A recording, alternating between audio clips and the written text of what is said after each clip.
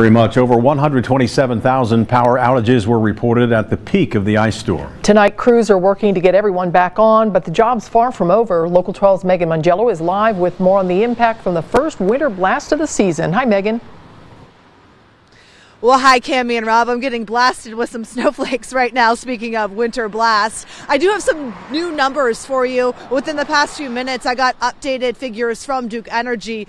The good news is that they are making progress, but the bad news is that tonight there are still 60,000 households without power. So, as you can imagine, it will be a long, cold night for some folks. Now, across the street from me, this home does have power, and these homes in this area of Greenwell and Delhi Township have power, but the guy back there is doing what a lot of folks had to do today. That is clean up the downed limbs from his front yard.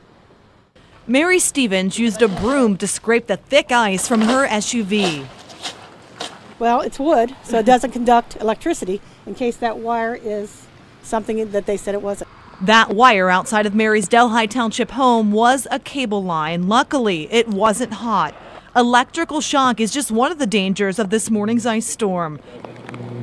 We were shooting video of a postal worker still delivering mail when we saw another.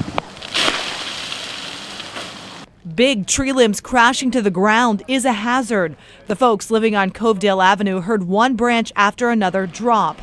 Scott said loud bangs got him out of bed at 5 this morning. Out on my front porch, and you could just hear tree limbs cracking all around and popping and falling and the ice. The huge old trees in this neighborhood dropped a number of branches under the weight of the ice. A blown transformer caused power to be out for much of the day. That presented a third danger. No electricity means no heat. A lot of sick people on the street, a lot of older people, so it's really an inconvenience.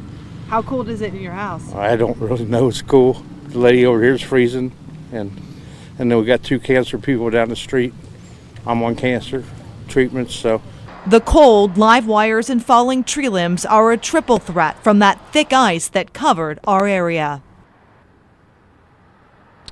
And obviously, if you know someone who doesn't have power, reach out to them. Make sure they have a warm place to stay tonight. And I also have some updated information on crews arriving here to help.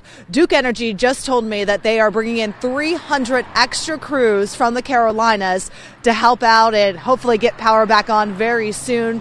Those crews will be arriving tomorrow morning. So as we said, Cami and Rob, right now 60,000 households still without power. All right, let's hope it comes back soon for all those folks. Thanks so much, Megan. The city of Cincinnati says it is dealing with more than 150 calls about downed trees, and they want to have all locations checked out by this evening. Residents are asked to bring tree limbs and brush to the curb, but don't block the sidewalk, they say.